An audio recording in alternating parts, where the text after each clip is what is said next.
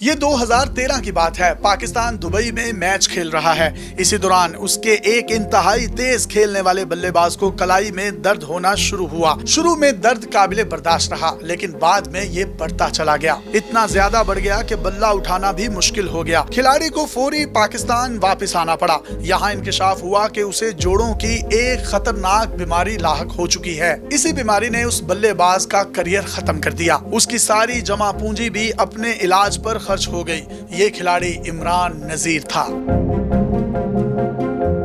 وہی عمران نذیر جسے آفریدی سے بھی تیز بلے باز کنسیڈرڈ کیا جانے لگا تھا۔ اس کے آنے پر مداحوں کے چہرے خوشی سے دمک اٹھتے تھے۔ آئی پی ایل سے پہلے آئی سی ایل شروع ہوئی تو لاہور بادشاہ کو اسی کھلاڑی نے بادشاہ بنایا۔ اپنی جارحہ مزاجی کی وجہ سے 2007 کے ورلڈ کپ میں 160 رنز بنائے۔ یہ پاکستانی کھلاڑی کی طرف سے ورلڈ کپ میں اب تک کا سب سے بڑا انفرادی سکور تھا۔ آج تقریباً 1.5 دہائی گزرنے کو ہے اور اس پاکستانی بلے باز کے اس انفرادی سکور کا ریکارڈ کوئی بھی بلے باز نہیں توڑ سکا۔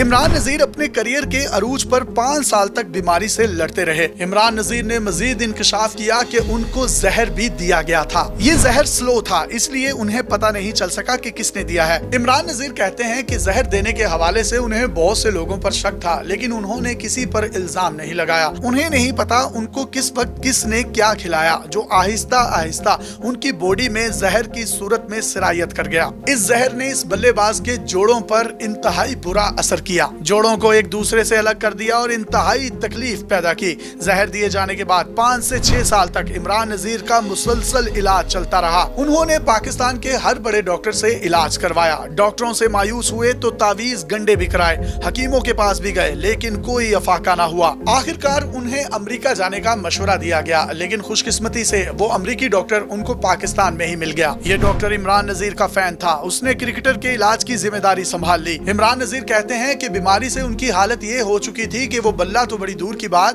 وہ چائے کا کپ بھی نہیں اٹھا سکتے تھے۔ انہیں کال آتی تھی تو وہ فون تک نہیں اٹینڈ کر پاتے تھے۔ ان کی انگلیاں اکڑ گئی تھی، وہ ہاتھ بند نہیں کر پاتے تھے۔ تکلیف اتنی زیادہ تھی، نہ لیٹ سکتے تھے، نہ سو سکتے تھے، نہ بیٹھ سکتے تھے، نہ اٹھ سکتے تھے۔ کھیلنا تو بہت دور کی بات تھی۔ عمران نذیر کی اس نایاب بیماری پر تقریباً 15 سے 20 کروڑ روپے خرچ ہوئے۔ انہوں نے جو کمایا تھا وہ سب اپنے علاج پر لگا دیا۔ حالت انتہائی خراب ہو گئی تھی۔ اس دوران ایک شخص جس نے عمران نذیر کی دل کھول کر مدد کی، وہ کوئی اور نہیں، one and only boom boom Afridi یعنی شاہد آفریدی تھے۔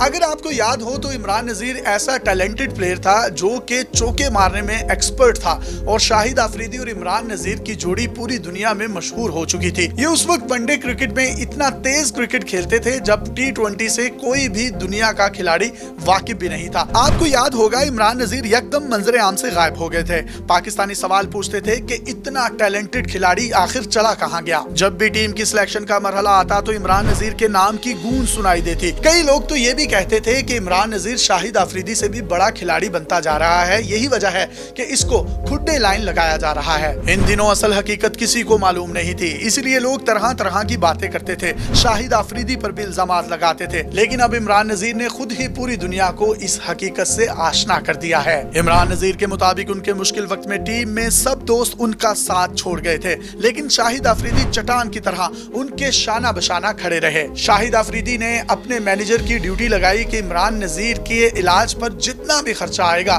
ہم اس کو خود افورڈ کریں گے۔ آفریدی نے ایک دن کے اندر ڈاکٹر کے اکاؤنٹ میں رقم جمع کروا دی اور ڈاکٹر کو کہا چاہے کتنے بھی پیسوں کی ضرورت ہو، میرا یہ بھائی ٹھیک ہونا چاہیے۔ شاہد آفریدی نے عمران نذیر کے علاج پر تقریباً 40 سے 50 لاکھ روپے خرچ کیے۔ اب بات کرتے ہیں امریکہ والے ڈاکٹر کی، جس نے عمران نذیر کا 9 سے 10 ماہ تک علاج کیا۔ اس سے ان کی حالت بہتر ہونے لگی۔ آہستہ آہستہ وہ ہلنے جلنے کے قابل ہوئے۔ مختلف قسم کی تھراپیز کی مدد سے ان کی حالت مزید بہتر ہوتی چلی گئی۔ ابتدائی طور پر وہ اپنے گھر کے کاموں میں اپنے ملازمین کی مدد کیا کرتے تھے، بچوں کے ساتھ کھیلا کرتے، دن کے اختتام پر خدا سے یہی دعا کرتے کہ اس حد تک بستر تک محدود نہ ہو جاؤں کہ دوبارہ کبھی اٹھ نہ سکوں یا کسی رشتے کا محتاج نہ ہو جاؤں۔ صحتیاب ہونے کے بعد انہوں نے دوبارہ ٹریننگ شروع کر دی۔ 2018 میں وہ لاہور قلندرز کا حصہ بنے، لیکن کوئی بھی میچ نہ کھیل پائے۔ بیماری کے بعد انہوں نے بہت زیادہ کم بیک کرنے کی کوشش کی، لیکن शायद हिम्मत पहले जैसी नहीं थी, इसीलिए वो दोबारा कौमी टीम का हिस्सा नहीं बन पाए। अगर इमरान नज़ीर पाकिस्तान की तरफ से मुस्तकिल खेलते रहते तो यकीनन बड़ा नाम कमाते, लेकिन किस्मत को कुछ और ही मंजूर था। अब वो खास मौक़ों पर जब वर्ल्ड कप हो, T20 मैचेस हो या कोई बड़ी सीरीज हो तो वो टीवी पर बतौर तजिया निगार नजर आते हैं। अब वो क्रिकेट तो खेलने के काबिल नहीं रहे, लिहाजा उन्होंने अपनी जिंदगी का पहिया चलाने के लिए बिजनेस शुरू किया है प्रॉपर्टी का, और काफी अच्छी डील्स कर रहे हैं। बड़े कमर्शियल्स और बड़े इन्वेस्टर्स उनसे बहुत खुश हैं। अपने मेजबान यासिर शामी को पाकिस्तान के सबसे बड़े digital media network daily Pakistan से इजाजत दीजिए और देखते रहिए डेली पाकिस्तान। अल्लाह हाफिज।